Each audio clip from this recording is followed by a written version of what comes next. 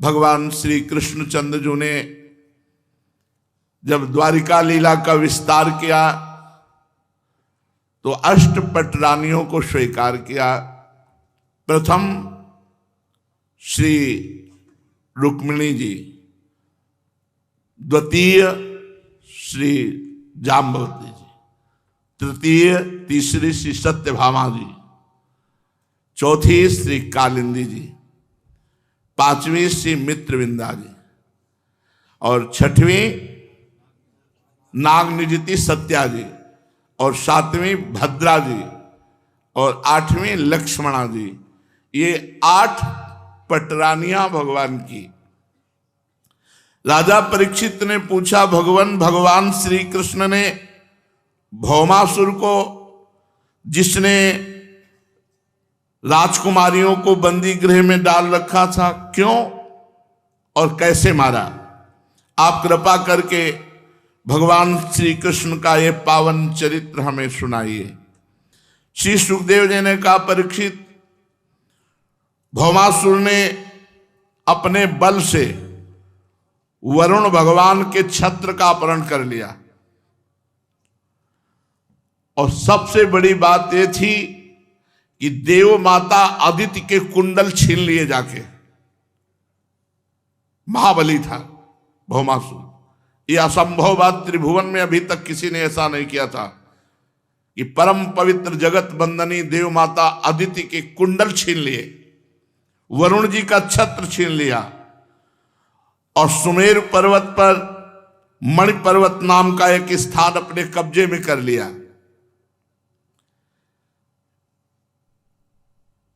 द्वारिका में राजाओं के द्वारा प्रार्थना भेजी जाती, छोटे छोटे राजा कर भगवान से उसकी सब करतूतें बताते भौमासुर की। भगवान श्री कृष्णचंद्र जी ने विचार किया कि बहुत हो गया इसका पापाचरण।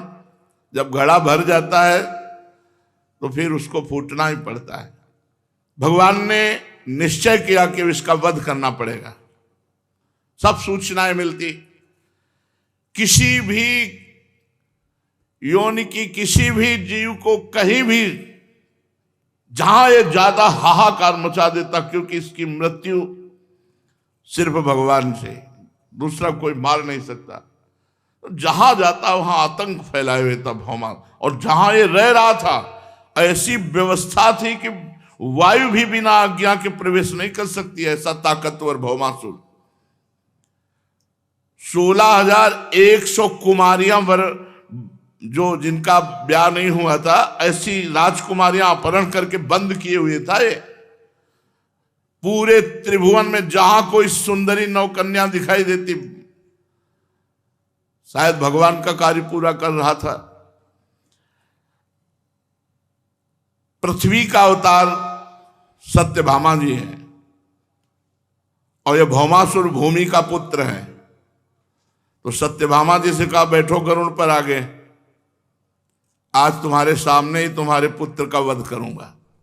मानो ये संबोधन करने के लिए कि बाद में भूमि अवतार हैं, कहीं रुष्ट ना हो जाए। तो कहा, बैठो, जब तुम ही कहोगे कि मारो प्रभु इसको, तब हम मारेंगे।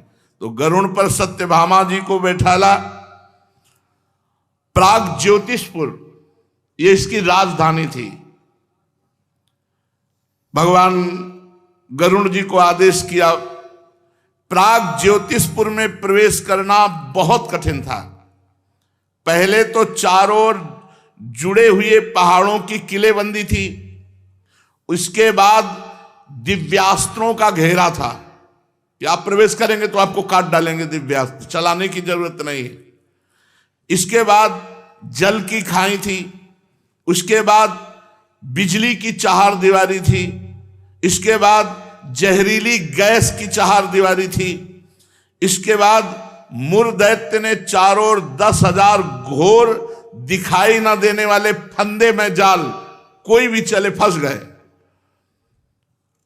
इतनी तो उसकी प्राग ज्योतिषपुर की सुरक्षा थी कि वहां प्रवेश ही कोई नहीं कर सकता जहां भौमासुर रहता था। भगवान श्री कृष्ण ने कौमोदकी गदा को आदेश किया, पहाड़ों को चकनाचूर कर दो। आदेश देते ही फोड़ डाला। भगवान की दिव्य गदा ने चूर चूर कर दिया पहाड़ों को। सुदर्शन चक्र को आज्ञा की जितने दिव्यास्त्र सबको नष्ट कर दो। सब शस्त्रों की मोर्चाबंदी छिन्न भिन्न कर दी।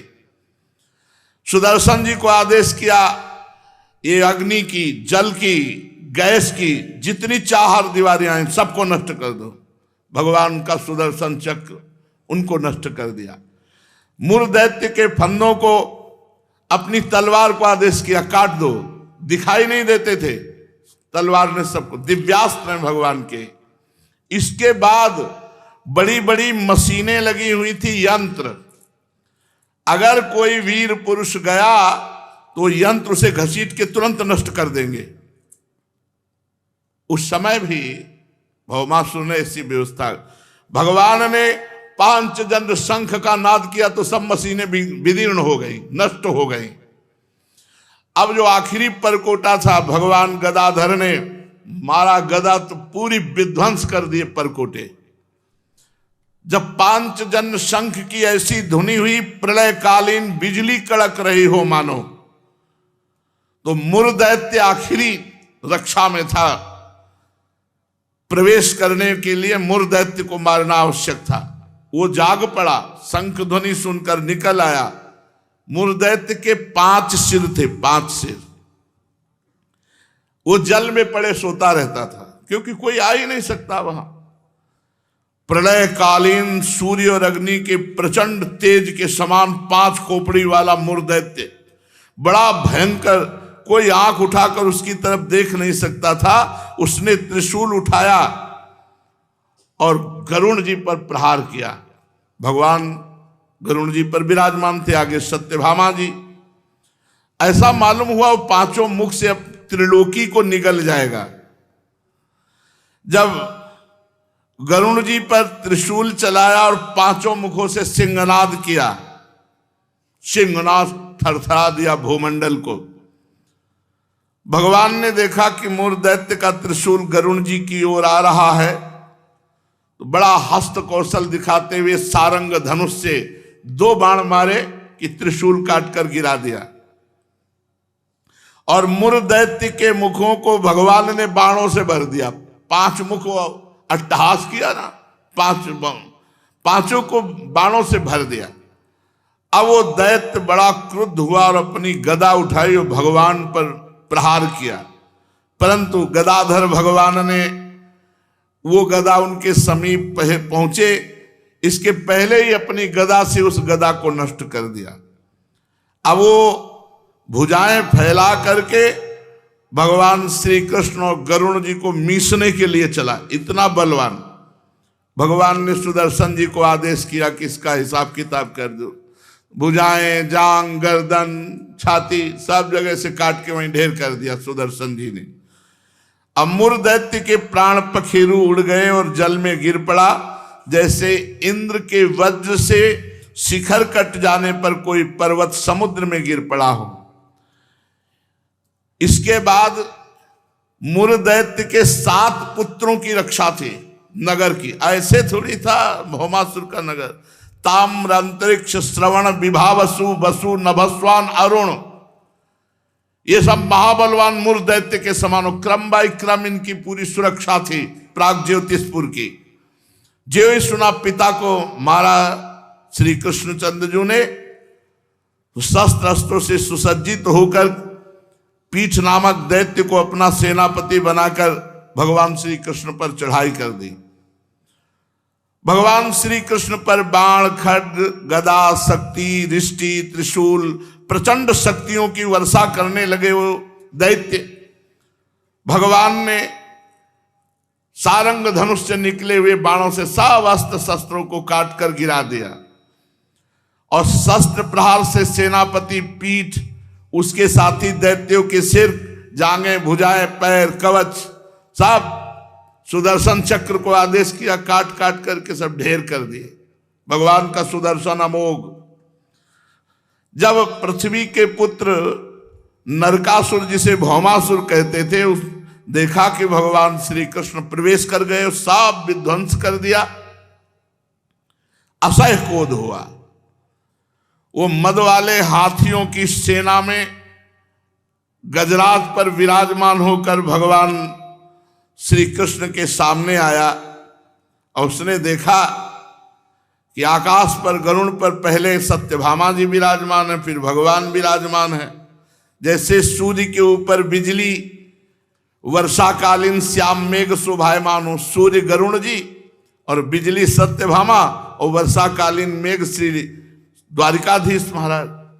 भौमासुर ने देखते ही भगवान पर शतग्नि नाम की शक्ति का प्रहार किया।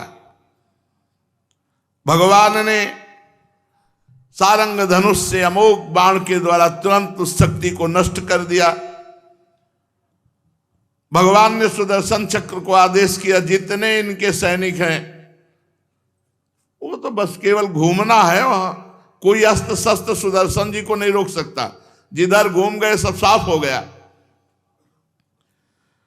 उस समय भगवान गरुड़ जी पर सवार होकर के गरुड़ जी को आदेश किया, इनके हाथियों की सेना को विदीर्ण कर दो। पंजे और पंखों के मार से बड़े बड़े गजराजों को विदीर्ण कर दिया। चोंच, पंजा, पंख। महाबली गरुड़ जी हैं, महाबली। त्रिभुवन में इनसे बड़ा बली कौन होगा, जो भगवान को विराजमान करके चलते हैं। अनंत ब्रह्मांडों का भार भगवान लेकर चलते हैं। चोंच, पंखे और पंजों की मार से भौमासुर के जितने भी गजराज हाथी थे सब मारे गए। अब भौमासुर अकेले खड़ा, उसने देखा गरुड़ जी की मार से तो मेरी सेना सब नष्ट हो गई। तब गरुड़ जी पर वज्र से भी कठोर शक्ति का प्रहार किया। गरुड़ जी ने एक पंखे के झटके से पूरी शक्ति को नष्ट कर दिया। गरुड़ जी हैं, गरुड़ जी। कभी अवसर आएगा तो जब अमृत हरण करने गए ना स्वर्ग लोग, तब इनके बल का विक्रम देखो। वायु देवता, अग्नि देवता, बड़े बड़े देवता, देवराज इंद्र सब कुछ चलाए। देवराज इंद्र ने वज्र चलाया तो इतना बड़ा पंख एक छोड़ दिया, कहा तुम्हारे वज्र का सम्मान करता हूं, नहीं तुम्हारे वज्र को अपनी चोंच से अभी चकनाचूर कर दो। गरुड़ जी भगवान के वाहन हैं। पक्षीराज गरुड़ जी ने अपने पंख से ही उस शक्ति को नष्ट कर दिया। भौमासुर ने जब देखा मेरी कोई चाल नहीं चल रही, कोई उद्योग नहीं चल रहा, सब विफल हो जा रहा, उसने त्रिशूल उठाया और भगवान श्री कृष्ण की तरफ बढ़ा प्रहार करने के लिए। तो सत्यभामा जी ने कहा प्रभु ये प्रहार कर रहा है, इसके पहले बोले बस बस तुम्हारे आदेश की जरूरत थी, क्योंकि उनको पता नहीं है मेरा पुत्र है। सत्यभामा रूप में है, भूमि पुत्र ही भौमासुर। भगवान ने सुदर्शन चक्र से कहा कि भौमासुर का सिर किरीट कुंडल सहित अलग कर दो। बस सिर कुंडल किरीट के सहित सुदर्शन जी ने काट करके नीचे फेंक दिया। और यही सुदर्शन भगवान के अनन्य भक्त, जो भी अनन्य भक्त होते हैं उनकी रक्षा के लिए होता है, इसीलिए भक्त निर्भय होता है। अम्बरीश जी को थोड़ी पता था सुदर्शन जी पीछे हमारे हैं। दुर्वासा जी ने कृत्या प्रकट की, झपट करके कृत्या को भस्म करके दुर्वासा जी को त्रिभुवन में दौड़ाया सुदर्शन चक्र ने। यही, इससे बड़ा पद कौन होगा। हम हरिदास हैं, भगवान के जन हैं। अब तो भौमासुर के जितने सगे संबंधी सब हाय हाय पुकार उठे। देवता ऋषि मुनि पुष्पों की वर्षा करने लगे। अब पृथ्वी प्रकट होकर भगवान के पास आई। भगवान श्री कृष्ण के गले में वैजयंती के साथ बनमाला पहने हुए जैसे विराजमान थे, तो आई और कहा कि मेरे बेटा भौमासुर ने अदिति माता के कुंडल उतारे थे, ये कुंडल लीजिए। तपाए हुए रत्न जटित दिव्य कुंडल, और कहा ये वरुण का छत्र और एक महामणि, ये सब दिव्य जो अपहरण करके लाया था। पृथ्वी देवी बड़े बड़े देवताओं के द्वारा पूजित विश्वेश्वर भगवान श्री कृष्ण को प्रणाम करके हाथ जोड़कर भक्ति भाव भरे हृदय से स्तुति करने लगी। पृथ्वी देवी ने कहा नमस्ते देव देवेश शंख चक्र गदाधर भक्तेच्छोपात रूपाय परमात्मन नमोस्तुते। नमः पंकजनाभाय नमः पंकज मालिने नमः पंकज नेत्राय नमस्ते पंकजांघ्रे। नमो भगवते तुभ्यं वासुदेवाय विष्णवे पुरुषायादि बीजाय पूर्ण बोधाय ते नमः। अजाय जनयित्रेस्य ब्रह्मणे अनंत शक्तये परावरात्मन भूतात्मन परमात्मन नमोस्तुते। त्वं वै शिशक्षुरज उत्कटं प्रभो तमो निरोधाय बिभर्य संवृतः। स्थानाय सत्वं जगतो जगत्पते कालः प्रधानं पुरुषो भवान परः। पृथ्वी देवी ने कहा, हे शंख चक्र गदाधारी देव देवेश्वर, मैं आपको नमस्कार करती हूं। हे परमात्मन, आप अपने भक्तों की इच्छा पूर्ण करने के लिए उसी के अनुसार रूप प्रकट किया करते हैं। आपको हे श्री कृष्ण मैं नमस्कार करती हूं। प्रभु, आपकी नाभि से कमल प्रकट हुआ है, आप कमल की माला पहनते हैं, आपके नेत्र कमल से खिले हुए और शांतिदायक हैं, आपके चरण कमल के समान सुकुमार और भक्तों के हृदय को शीतल करने वाले हैं। आपको मैं बार बार नमस्कार करती हूं। हे प्रभु, आप समग्र ईश्वर धर्म यश संपत्ति ज्ञान और वैराग्य के आश्रय हैं। आप सर्वव्यापक होने पर भी स्वयं वसुदेव नंदन के रूप में प्रकट हैं। मैं आपको नमस्कार करती हूं। आप ही पुरुष हैं और समस्त कारणों के भी परम कारण हैं। आप स्वयं पूर्ण ज्ञान स्वरूप हैं। मैं आपको नमस्कार करती हूं। आप स्वयं तो हैं जन्म रहित, परंतु इस जगत के जन्मदाता आप ही हैं। आप ही अनंत शक्तियों के आश्रय ब्रह्म हैं। जगत का जो कुछ भी कार्य कारण में रूप है, जितने भी प्राणी पाणी हैं, आप सबके स्वरूप हैं, सब रूपों में आप हैं। हे परमात्मन, आपके चरणों में मेरे बार बार नमस्कार है। प्रभु श्री कृष्ण, जब आप जगत की रक्षा करना चाहते हैं तब रजोगुण को, और जब इसका प्रलय करना चाहते हैं तब तमोगुण को, और जब इसका पालन करना चाहते हैं तो सतोगुण को स्वीकार करते हैं।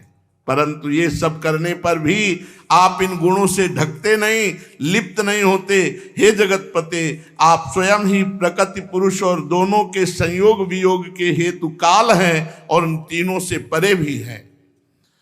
भगवान, मैं पृथ्वी जल अग्नि वायु आकाश पंच तन्मात्राएं मन इंद्रियां और इनके अधिष्ठात्र देवता अहंकार और महातत्व, कहां तक कहूं ये संपूर्ण चराचर जगत आपके अद्वितीय स्वरूप में भ्रम के कारण ही पृथक प्रतीत हो रहा है, नहीं तो आप ही आप हैं। भ्रम के कारण पृथक प्रतीत हो रहा है। हे शरणागत भय भंजन प्रभु, मेरे पुत्र भौमासुर को तो आपने कृपा करके परम पद प्रदान किया। अब मेरे पुत्र भौमासुर का पुत्र ये भगदत्त बहुत भयभीत हो रहा है। मैं इसे आपके चरण कमलों की शरण में ले आई हूं। प्रभु, आप इसकी रक्षा कीजिए। इसके सिर पर अपना वह कर कमल रखिए जो सारे जगत के समस्त पाप तापों को नष्ट करने वाला है। परीक्षित, जब पृथ्वी ने भक्ति भाव से विनम्र होकर इस प्रकार भगवान श्री कृष्ण की स्तुति प्रार्थना की, तब उन्होंने भौमासुर के पुत्र भगदत्त को अभयदान दिया और भौमासुर के समस्त संपत्तियों से संपन्न महल में प्रवेश किया। वहां जब महल को खुलवाया तो भौमासुर ने बलपूर्वक राजाओं से 16,100 राजकुमारियां छीनकर कैद कर रखी थी। जब भगवान ने उन राजकुमारियों को मुक्त किया तो सब पहला दर्शन भगवान श्री कृष्ण का कर रहे। जब से बंद हुई, देखते ही सम्मोहित हो गई और उन्होंने मन ही मन ये संकल्प किया कि आज तक मैंने कभी कोई साधना की हो, व्रत किया हो, उपवास किया हो, नियम किया हो, तो भगवान श्री कृष्ण मुझे पति रूप में प्राप्त हो। मन ही मन भगवान को अपने परम प्रीतम पति के रूप में वर्ण कर लिया। राजकुमारियों ने 16,100 ने प्रत्येक अलग अलग ये संकल्प किया कि श्री कृष्ण मेरे पति हों। हे विधाता मेरी इस अभिलाषा को पूर्ण करो। और सब ने भगवान के चरणों में प्रणाम किया, भगवान के चरणों का आश्रय लिया। और भगवान सबके मन की बात जानने वाले हैं। भगवान ने उन राजकुमारियों से कहा तुम निर्भय हो जाओ और तुमने जो कामना की है उसकी तुम्हें प्राप्ति होगी। और सबको सुंदर सुंदर वस्त्र पहनाने का आदेश किया। दासियों ने सुंदर वस्त्र पहनाए। 16,100 पालकियां मंगाई। एक एक राजकुमारी को सुंदर सुसज्जित करके द्वारिका भेजा और वहां से बहुत बड़ा खजाना, रथ, घोड़े, अतुल संपत्ति ये सब भेजी द्वारिका। एरावत के वंश में उत्पन्न हुए वेगवान 4-4 दांत वाले सफेद रंग के 64 हाथी वो भी द्वारिका भेजे। इसके बाद भगवान श्री कृष्ण ने सत्यभामा जी को लेकर के कहा चलो तुम्हें देवराज इंद्र की राजधानी के दर्शन करावे। गरुण जी से कहा ले चलो, स्वर्ग ले चलो। वायु से तीव्र गति मन की और मन से भी तीव्र गति गरुण जी की है। जैसे आप अमेरिका गए तो सोचो अमेरिका पहुंच गया, मन पहुंच गया। इससे भी तीव्र गति गरुण जी का। स्वर्ग चलना है तो है पूरा होते हुए स्वर्ग पहुंच गए। स्वर्ग चलना है महाराज स्वर्ग आ गया। गरुण जी महाराज ऐसे भगवान के वाहन, ऐसे थोड़ी वाहन की कितने 100 किलोमीटर रफ्तार में चलेंगे, कई बजे पहुंचेंगे, ऐसा नहीं है। स्वर्ग चलना है, महाराज आ गया। ये तो मन की गति है। आपने ऑस्ट्रेलिया, अमेरिका कुछ भी जो देखा है आप देखो, सोचो ऑस्ट्रेलिया पहुंच गया मन। और मन से भी कई गुना बढ़कर तीव्र गति गरुण जी की है। और गरुण जी से भी कई गुना बढ़कर के तीव्र गति भगवान श्री हरि की है। तभी तो जब देखा गजेंद्र के पास गरुण ने तो छोड़ करके भगवान तुरंत गरुण को भी छोड़ दिया और तुरंत बचा, क्योंकि वो डूबने में कितना समय लगता है। महाराज भगवान श्री कृष्ण चंद्रजू देवराज इंद्र की राजधानी अमरावतीपुरी में गए।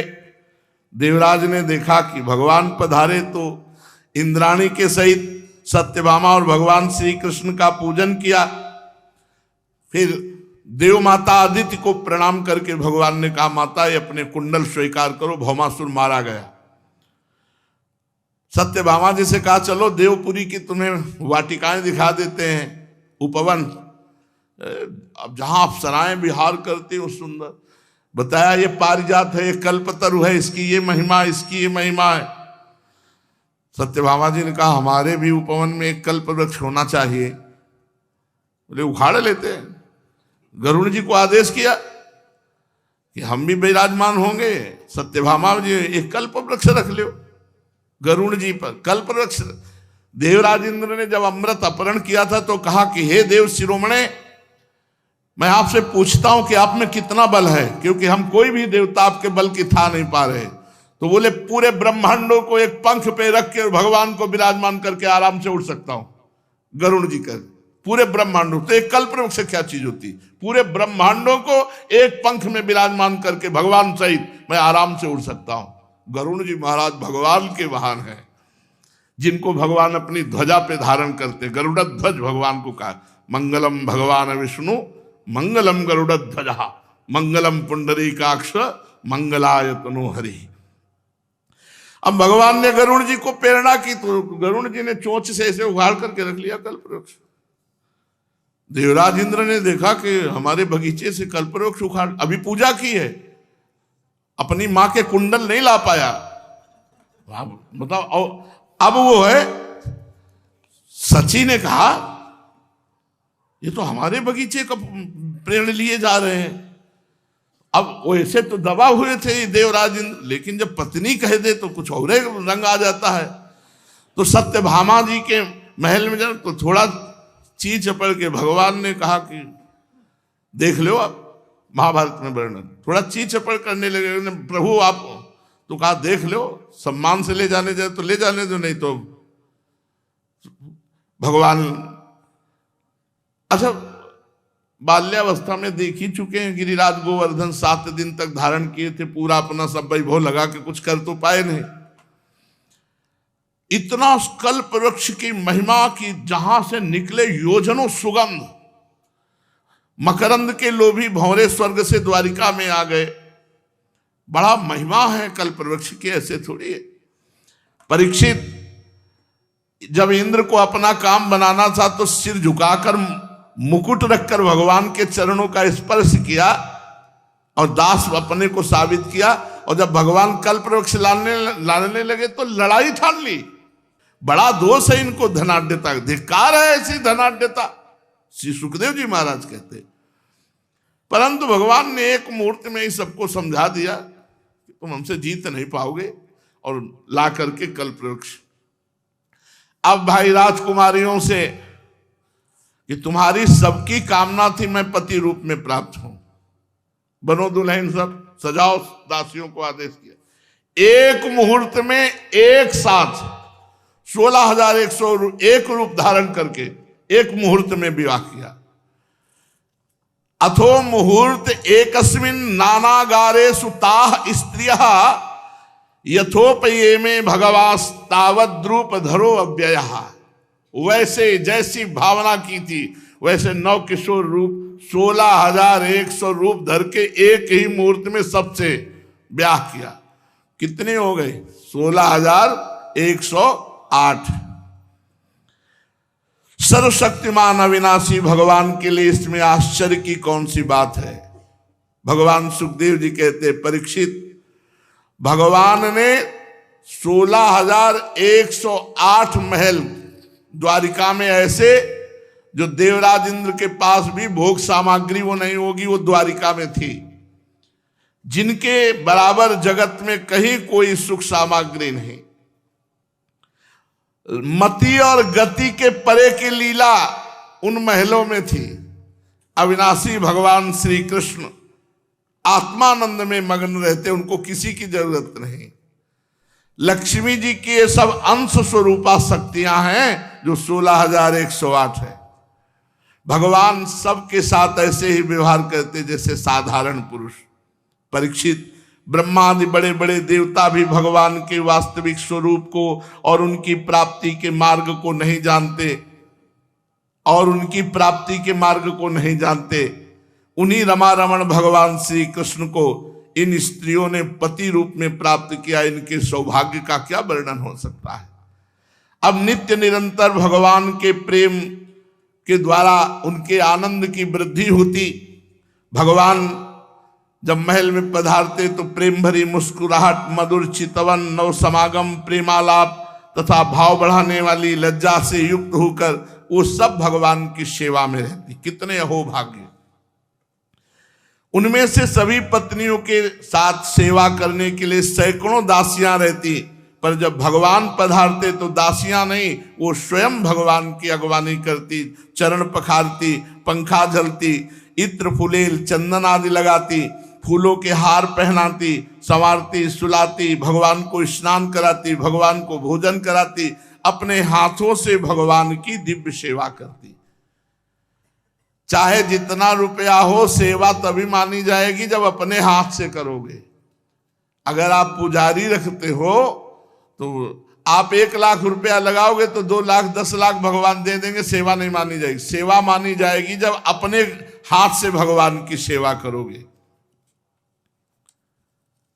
भगवान श्री कृष्णचंद्र जी सबके पास सब समय रहते थे। किसी भी पत्नी को ऐसा महसूस नहीं होता था कि भगवान हमारे पास नहीं है, सबके पास रहते थे। श्री राधा